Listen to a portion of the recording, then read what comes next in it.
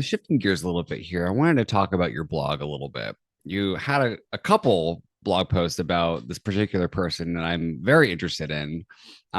Mae West. You called her a true deviant of her era. And that's something that I was like, wow, okay, cool. I didn't really think about that, but definitely she is a total deviant of her era. What exactly does that mean to you, and how can women or female presenting people learn from this classic actress? Yeah, I love her.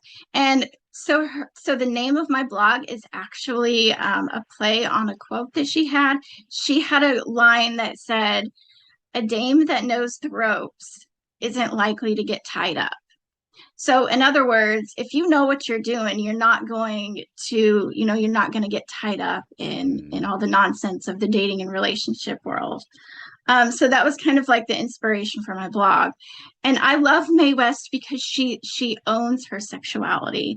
And she was that woman in the 20s and the 30s, which was like unheard of. Oh, yes. Um, and although she wasn't exactly the most famous actress at the time, but I think that she paved the way for a lot of like the femme fatales that we know of today. Um, and I think that what makes her so special is just her very almost like cocky, arrogant, but also feminine and just charming as well, her sexuality. And I think that she did a really good job of being like embodying a feminine energy, but also playing this sex game in a masculine way.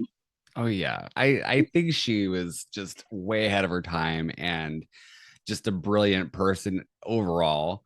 I know she was kind of troubled later in life. She had some issues with some coworkers of hers. But overall, I think that she really just embodied this kind of like larger than life persona that really did kind of like pave the way for other people, other women down the line in the entertainment industry. Yeah, definitely. I think that there was someone who commented on my blog a while back and they were like, "Oh, I see that you idolize Mae West. Well, she had failed marriages and all this and that." And I'm like, "Hang on."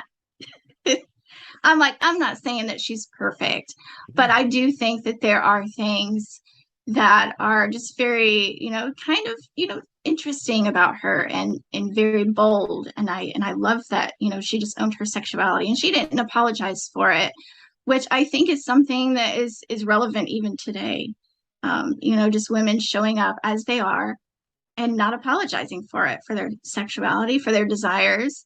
And she just went for it. And that's just the way that she was. And I Yeah. love that. Yeah, she was brilliant.